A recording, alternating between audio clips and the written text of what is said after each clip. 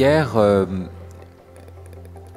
nous avons parlé de la promesse d'être rebâti, et nous avons vu que cette promesse d'être rebâti contenait le rappel que nous avions été détruits et même que nous nous étions nous-mêmes démolis. Et pourquoi? Parce que nous avons voulu nous construire nous-mêmes, en préférant nos citernes, même lézardées, au fleuve d'eau vive. Parce que le fleuve d'eau vive a sa source en dehors de lui, son estuaire qui débouche au-delà de lui, et dès lors, le fleuve est vivant parce que sa source et sa fin lui échappent sans cesse. Mais plutôt que ça, nous préférons avoir la main mise, même si c'est sur une citerne lézardée. Et donc nous étions dans un fantasme d'autoconstruction, ce que la Bible appelle l'idolâtrie, préférer l'œuvre de ses mains au don de la vie reçue pour être donnée encore. Et je vous avais dit d'ailleurs que le verbe employé pour bâtir, bana en hébreu, c'était aussi la racine qui donnait le mot fils. Et on pourrait dire, nous avons préféré une pure construction faite de nos mains plutôt que la filiation et la paternité. S'inscrire dans une histoire, s'inscrire dans l'histoire d'un don qui se propage, se relance, malgré le drame, malgré même l'horreur environnante, et donc s'inscrire dans une espérance. Et au lieu de cela, je vous le disais, c'est ce que disait Jérémie, on construit des hauts lieux où l'on va brûler les fils et les filles.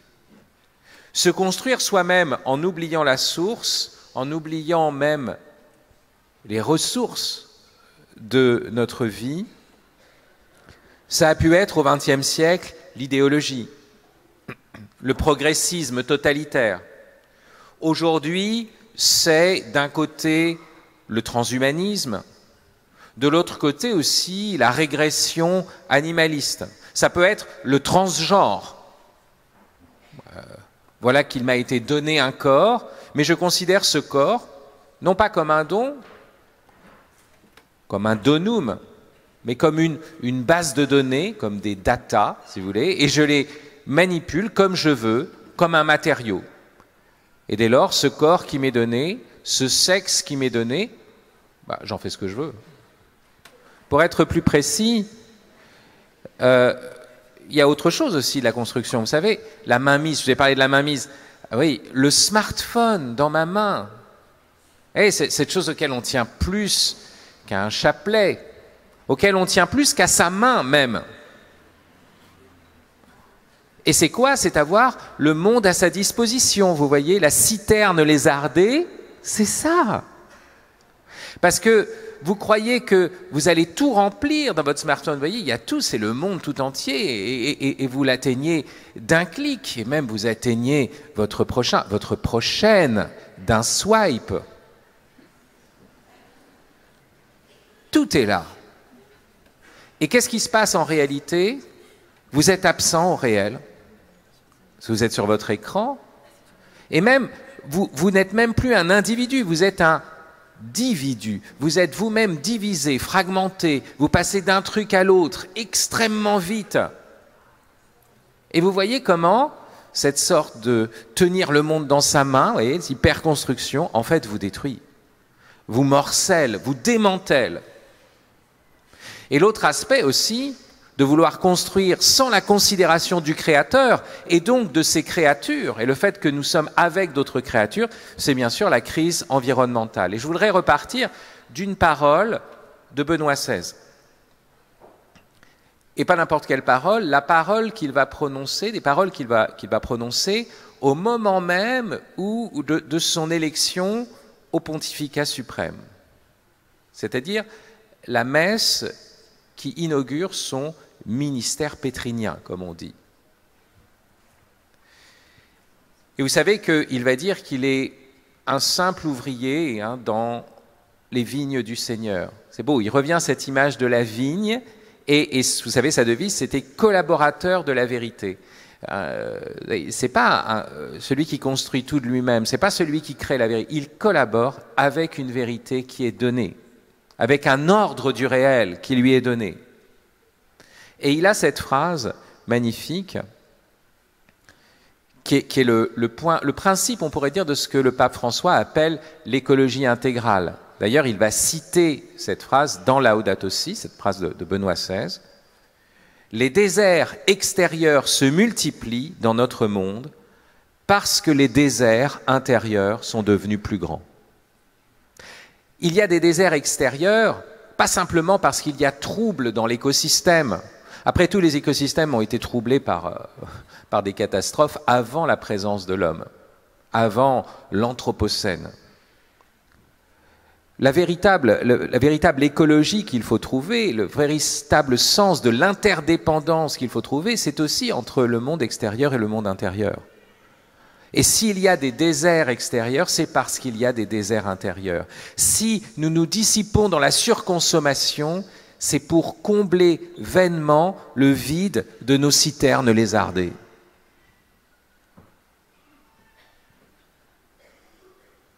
Alors, la promesse d'être rebâti contient non seulement le rappel de ce qui nous a démolis, mais aussi, ça nous rappelle que nous avons d'abord été bâtis.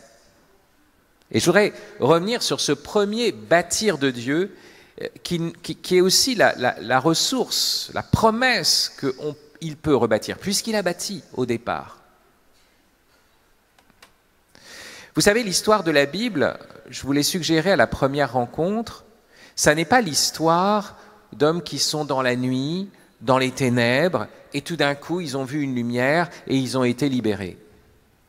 Ça ne commence pas par les ténèbres, et ça n'est pas une histoire d'abord de libération. Désolé pour la Reine des Neiges. Parce que vous pouvez être libéré, délivré, mais comme vous le montre la Reine des Neiges, elle est au milieu du palais des glaces, quoi. Seule. L'histoire de la Bible, c'est le don de Dieu qui nous est fait. Ce n'est pas une histoire de libération, c'est une histoire de liberté et de responsabilité. Une fois qu'on est libéré, qu'est-ce qu'on fait du don de Dieu? Après la veillée de miséricorde, vous avez été pardonné, qu'est-ce que vous faites? On a brisé nos chaînes, comme vous voyez, les Hébreux qui sortent, mais qui, dans le désert, vont se révolter, qui vont entrer dans la terre promise, et qui, en terre promise, vont... Vous voyez, Salomon, par exemple, va devenir comme un nouveau pharaon, et les rois d'Israël vont devenir des nouveaux pharaons. Donc voilà, on a brisé vos chaînes, vous n'êtes plus esclaves, mais vous pouvez devenir des nouveaux pharaons. Vous voyez, qu'est-ce que vous faites de cette délivrance? On vous a... Vous connaissez cette histoire que raconte Jésus, terrible pour quelqu'un qui vient de sortir du sacrement de pénitence, l'histoire du retour offensif de l'esprit impur. L'histoire de celui qui... On a chassé un démon, et donc on a fait une belle maison, vous voyez, toute proprêtre et tout, voilà, l'intérieur de l'âme, hein, et alors le démon se dit « Ah ouais, super, c'est hyper propre ici, là maintenant, depuis que je suis parti, je vais revenir avec cet autre démon. » Donc vous voyez, vous pouvez être délivré. À ce moment-là, vous n'êtes plus une victime, vous n'êtes plus simplement opprimé. Le mal, on vous a redonné une force, mais qu'est-ce que vous faites de cette force? Vous pouvez retomber de plus haut. Vous pouvez devenir 8 fois pire, puisqu'apparemment il y a 7 plus 1, oui, ça fait 8 démons. On n'en avait qu'un seul avant. Donc vous comprenez que la Bible, qui nous parle toujours de... ça commence avec le Jardin d'Éden, don merveilleux. Puis après, c'est la libération d'Égypte, don merveilleux. Après, c'est l'entrée en terre promise, don merveilleux. Et à chaque fois, qu'est-ce qu'on en fait? Donc, la question, c'est quel usage nous allons faire du don de Dieu? À la fin du Deutéronome, alors que les Israélites ne sont même pas encore entrés en terre promise, il y a ce cantique de Moïse qui dit vous allez entrer, c'est le Seigneur qui lui dicte ces paroles. Il lui dit, voilà, vous allez entrer en terre promise, qu'est-ce qui va se passer? Eh bien voilà, Jacob a mangé et il s'est rassasié, et il s'est engraissé, et il a repoussé le Dieu qu'il avait fait. Donc on annonce dès le départ qu'on va rentrer en terre promise, pays où coule le lait et le miel, et qu'au bout d'un moment, on va tellement profiter du lait et du miel, qu'on va devenir gras, puis ingrat. On va oublier la source, parce qu'on est gavé de ses dons. C'est comme ça que ça commence. Vous voyez, le mal ne serait pas possible s'il n'y avait pas d'abord le don de Dieu, parce que d'abord il faut être pour commencer à faire mal. Bon. La chute de l'ange souvent est dépeinte comme l'ange qui s'enivre de sa propre beauté. La chute des rois d'Israël, ce sont des rois qui s'enorgueillissent du pouvoir qui leur a été donné par Dieu. La révolte, comme je vous le disais au début, pourquoi est-ce qu'on se révolte contre Dieu? Ah, ce monde est trop injuste, ça se passe trop mal pour moi, mais ça veut dire que j'ai en moi l'idée d'une justice qui a été mise en moi. C'est pas moi l'homme juste. D'où ça vient? Vous voyez, c'est encore à partir du don de Dieu même que je peux me révolter contre lui. Et même si je doute, je vous l'avais dit, si je doute, si toutes les choses qu'il y a dans ce monde ne me suffisent pas, si parfois je suis d'une mélancolie, comment ça se fait, dans un ennui profond alors qu'il y a l'univers autour de moi? Eh bien c'est parce qu'il y a en moi quelque chose de plus grand que le monde, en creux. Et donc si je me mets à douter de tout, c'est parce qu'il y a en moi la vérité, l'appel d'une vérité absolue. Vous voyez, j'ai d'abord été bâti. Même si je vois la destruction autour de moi, c'est parce qu'il y a d'abord eu le don d'une bâtisse. Et c'est ça dont je dois me souvenir. Alors, on pourrait revenir pour essayer de comprendre comment ça a foiré, mais aussi qu'est-ce qu'il faut faire, vous voyez? On pourrait revenir à la première occurrence du verbe « bâtir » dans la Bible. Je vous l'ai dit déjà hier, c'est à propos de la femme. Elle ne s'appelle pas encore Hava, elle ne s'appelle pas encore Ève. Vous savez, c'est très curieux, elle s'appelle Ève après le péché. Et elle s'appelle Ève juste après le péché originel, c'est Adam qui l'appelle comme ça dans un acte d'espérance. Parce que Hava, ça veut dire la mère des vivants. La mort vient d'entrer dans le monde et dit, c'est la mère des vivants, vous voyez. Mais avant, c'est la femme, Isha. Et il nous est dit que Dieu l'a bâti à partir du côté d'Adam. Et vous voyez bien que quand Jérémie parle de rebâtir, il parle de la Vierge d'Israël. Donc c'est la femme encore, c'est l'Église, c'est chacun d'entre nous.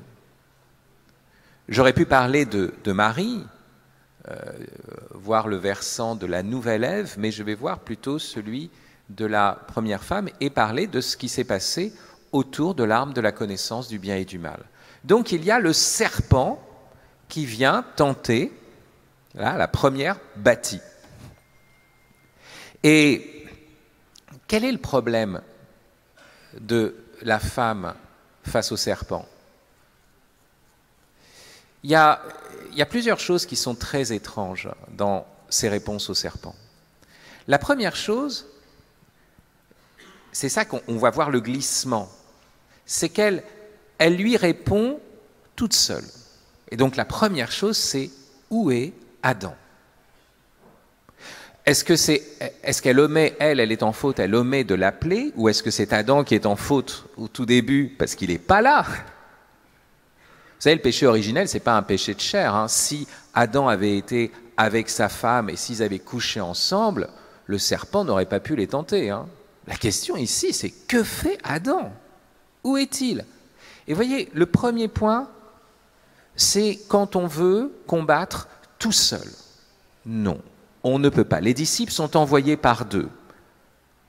Vous avez besoin d'une communauté autour de vous. Chacun d'entre nous a besoin, notamment pour aller au combat, d'une base arrière, d'un lieu d'approvisionnement. Vous savez comment on perd les guerres? Parce que le ravitaillement n'arrive plus. Comment est-ce que vous faites? Ouais, vous avez gagné, vous êtes allé de plus en plus loin, vous voyez, dans les lignes ennemies, vous avancez, mais au bout d'un moment, vous coupez le lien avec l'arrière. Ouais, et c'est fini. Il faut avoir d'autres avec soi. Il faut avoir une base arrière où retrouver le silence, le recueillement, les forces de repartir au combat. Or, Ève est seule. Première faute. Deuxième chose, elle est dans la connaissance et elle oublie la vie. C'est-à-dire qu'elle va dire, quand elle parle de l'arbre qui est au milieu du jardin, elle va dire c'est l'arbre de la connaissance. Or, elle oublie l'arbre de vie. Ça, c'est aussi l'autre chose. Vous commencez, vous savez, à vous poser des questions sur l'existence. Vous lisez des livres sur le Big Bang, sur le cerveau conçu comme une machine, un grand computer. Vous concevez... D'accord. Très bien. Et certain qu'à chaque fois qu'on pense, eh bien, il y a des choses qui se passent dans notre cerveau. Est-ce que ça veut dire que la pensée n'est que le produit du cerveau? Et de toute façon, ce n'est pas le problème, parce que souvent, ce qui se passe quand vous êtes dans cette logique, vous voyez, fascination scientifique ou point de vue sur le monde à partir des livres Sapiens, vous savez, de Harari, c'est que vous passez à côté des questions de votre vie. Parce que même si vous dites l'homme n'est pas libre, c'est son cerveau qui décide à sa place, il reste qu'à un moment donné, vous êtes face entre le fromage ou le dessert. Qu'est-ce que vous allez faire? Vous avez en vous l'appétit de la joie. Qu'est-ce que vous allez faire? Que vous avez le choix entre Géraldine ou Gertrude. Qui sera l'élu? Alors, c'est ça. C'est-à-dire que se souvenir d'abord qu'il faut repartir de la vie. Et que la connaissance, la vraie connaissance, c'est une connaissance de vie qui repart. Alors voilà que Ève oublie l'arbre de vie, elle parle que de la connaissance du bien et du mal. Oui. Troisième chose, elle rajoute un interdit. Alors ça, parce que, vous savez, le démon, il est très fort, il lui dit, alors comme ça, vous pouvez manger d'aucun des arbres. Alors elle lui dit, bah non, on peut manger tous les arbres. Mais il y a un arbre, cet arbre, la connaissance du bien et du mal, donc elle oublie l'arbre de vie, qui est, Dieu nous a dit, vous n'en mangerez pas, et vous n'y toucherez pas. D'où elle a attendu que Dieu avait dit « vous n'y toucherez pas ». Et c'est bizarre ça. Vous savez, le premier péché, c'est pas du tout la luxure, c'est pas du tout des trucs... Non, c'est Sainte Nitouche. Sainte Nitouche proto-pécheresse, voilà, la femme au pied de l'arbre. Elle dit « vous n'y toucherez pas ». Ça veut dire quoi? Ça veut dire qu'elle invente un nouvel interdit. Parce que, vous voyez, elle projette sur Dieu quelque chose de faux. Dieu veut nous priver de quelque chose. Vous voyez, qu'on nous dit, tu vas donner ta vie à Dieu. Alors vous dites, oulala, non, non, je ne vais pas donner ma vie à Dieu, parce qu'il va me prendre, il va me la prendre. Mais Dieu ne veut pas vous priver, Dieu n'a besoin de rien, je vous rappelle, il est Dieu. Dieu ne nous demande rien pour lui. Tout ce qu'il nous demande, c'est toujours pour nous. Et donc, même quand il pose un interdit, c'est un interdit devant une impasse, ou c'est un interdit qui est encore un don. Donc c'est pas pour nous priver de quelque chose. S'il nous dit tu n'iras pas là, c'est pour poser les rives du fleuve par où coule l'eau vive, mais c'est pas pour nous... Oui, parce que si vous enlevez ça, vous enlevez ces barrières, qu'est-ce qui va se passer? Il n'y a plus de fleuve. Il y a une sorte de flaque stagnante, croupissante. C'est fini. Les rivières, après que les castors ont fait leur barrage, là, et puis alors ça s'étend. Ouais, comme... Donc,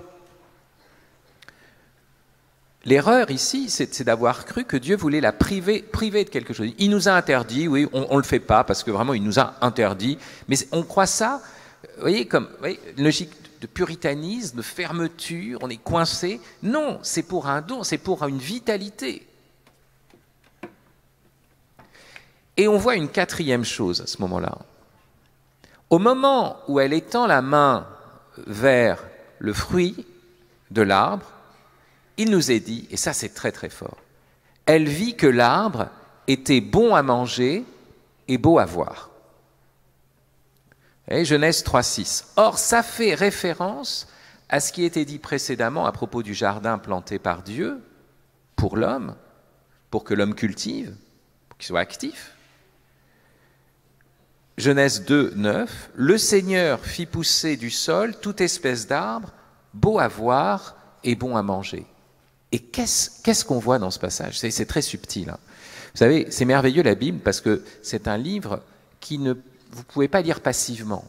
Il faut que vous soyez actif. Vous devez le lire comme une enquête policière. Donc là, vous avez un indice.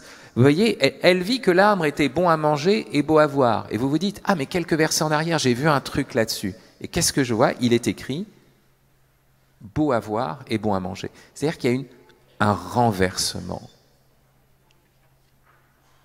Renversement de l'ordre.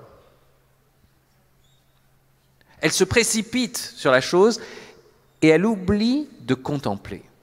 De contempler d'abord. Vous voyez, et c'est là que vous comprenez que l'interdit, qui n'était pas vous n'y touchez pas, simplement vous n'y mangerez pas pour un seul arbre, c'était quoi? C'était vous ne mangez pas, parce que vous vous souvenez que la première chose, c'est voir que c'est beau. Beau à voir. Celui-là, tu verras pas que c'est bon à manger, mais tu verras que c'est beau à voir. Pour pas oublier, pour pas renverser l'ordre. Pour toujours commencer par la contemplation, de telle sorte que cet interdit était le don de la contemplation. Vous voyez, c'est un peu comme les pommes dans une nature morte, une pomme de Cézanne. Vous ne pouvez pas la manger, mais il vous est donné de contempler le mystère de la pomme, le mystère du fruit donné, d'une donation originelle. Donc, vous comprenez, ce qui a été perdu, c'est un cœur contemplatif et communautaire. Hey, c'est ça. On voit bien qu'elle veut répondre toute seule aux questions du démon, la bonne élève du catéchisme. Mais non, déjà tu as perdu parce que c'est avec l'Église, avec les autres, avec une communauté, avec d'autres chrétiens, avec d'autres disciples. Et puis, elle oublie la primauté de la contemplation. Elle oublie d'être une âme d'adoration et de prière avant d'agir. Elle oublie de s'émerveiller d'être avant de faire. Parce que vous voyez, si vous voulez faire avant de vous émerveiller du don de l'être, alors à ce moment-là, vous allez faire sans considérer l'ordre de l'être, sans considérer le don initial, et vous allez défaire au lieu de faire. Donc, c'est ça, construire sur le roc, c'est ça, se greffer à la vigne. Se souvenir que notre action a une origine, se tourner vers la source de toute action, la contempler, et contempler aussi l'ordre de la création. Et cela, vous le voyez justement exactement dans le passage de Jérémie que nous sommes en train de commenter, qui nous accompagne au long de ces jours. D'un amour éternel je t'ai aimé, aussi t'ai-je maintenu ma faveur, de nouveau je te bâtirai et tu seras rebâti, Vierge d'Israël, de nouveau tu auras tes tambourins pour parure. Il ne faut pas oublier la suite. J'aurais gardé ça, ça marche bien, en plus avec les manuels, la musique, tout ça. De nouveau, tu auras tes tambourins pour parure. J'ai vu d'ailleurs qu'il y avait non pas un batteur, mais une batteuse. Donc j'ai vu la Vierge d'Israël en train de manier les tambourins, quoi. Enfin, qu'il y avait des tambourins pour parure. Tu sortiras au milieu des danses joyeuses. De nouveau, tu planteras des vignes sur les montagnes de Samarie. Vous voyez, c'est très étonnant. Ça ne commence pas par l'utile, ça ne commence pas par « de nouveau, tu planteras des vignes ». Ça commence par « tu sortiras au milieu des danses joyeuses ». De nouveau, tu auras tes tambourins pour parure. Donc, ça commence avec le gratuit, avec les chants et la danse, c'est-à-dire avec la reconnaissance devant le don d'être, avec la louange. S'il y a un charisme de la communauté de l'Emmanuel, parmi les différentes communautés de l'Église, c'est ça. Ouais. Commencez par la louange, commencez par les tambourins pour parure. Et vous voyez, bien sûr, c'est pas facile tous les matins. Hein. Vous voyez votre tête dans le miroir, la nécessité du café avant la louange. Bon, C'est-à-dire que la louange, ça ne vient pas comme ça. Il faut aussi supplier Dieu. La prière commence par une demande. Donc on dit, Seigneur, ouvre mes lèvres et ma bouche publiera ta louange. C'est pas tout de suite comme ça, ouais, c'est super, etc. On fait des belles musiques, autant écouter du Earth, Wind and Fire. Vous voyez, bon, non, c'est pas ça. Il faut demander à Dieu parce qu'il y a le mal autour de nous, parce qu'on peut se dire, mais non, il y a de quoi non pas louer, mais maudire, mais se rêver. Non, Seigneur, ouvre mes lèvres, que je reconnaisse le don d'abord de la vie et le fait que cette vie est rachetée, sauvée, que tu as bâti, que nous avons démoli, qu'il y a de la démolition, mais que tu rebâtis. Et alors à ce moment-là, vous voyez, c'est cette louange. Qui est le roc? Le roc, il est aérien. Il se joue dans l'air, il se joue dans la parole, il se joue dans la parole qui chante la louange. La joie d'être, plutôt que l'orgueil de la performance. La joie d'être et de fructifier avec Dieu. Et cela, et je vais conclure là-dessus, cela, ça veut dire d'accepter une certaine pauvreté. C'est l'exemple des plus petits. Vous vous souvenez de cette parole du Christ, Matthieu 11, 25 ? Père, Seigneur du ciel et de la terre, je proclame ta louange. Ce que tu as caché aux sages et aux savants, tu l'as révélé aux tout petits. Pourquoi le Seigneur dit cela ? Parce que ce qui est fondamental, c'est cette joie de vivre, cette joie d'être, et pas, je vous avais dit, la performance du faire, qui aboutit parfois à un défaire. Non, il faut d'abord s'enraciner dans cette joie d'être. Et qui a cette joie d'être ? Souvent des personnes qui n'arrivent plus à faire, qui n'ont pas la capacité d'entrer dans la logique de la performance. Une personne trisomique. Une personne trisomique, je pense ici à quelqu'un qui a été de l'Emmanuel, à Claire Émérancienne Fichefeu, si vous avez à la connaître, en tout cas chercher qui elle est, mais Claire Émérancienne, c'est un maître spirituel. Parce que la joie d'être, vous voyez, était première, avant l'orgueil de faire, la joie de recevoir, avant l'orgueil de faire. Mais c'est aussi le cas de toutes les personnes, vous voyez, qui étaient paralytiques, qui sont diminuées. Qu'est-ce que fait un miracle ? Vous avez été paralysé, et tout d'un coup, vous marchez. Et vous vous émerveillez de quoi ? De marcher comme tout le monde. C'est-à-dire que ce que nous avons, oui, tout ce que le miraculé retrouve, c'est ce que nous avons déjà. Mais nous sommes blasés, nous ne le voyons plus. Nous avons perdu cette joie d'être, cette joie de se recevoir comme don de Dieu.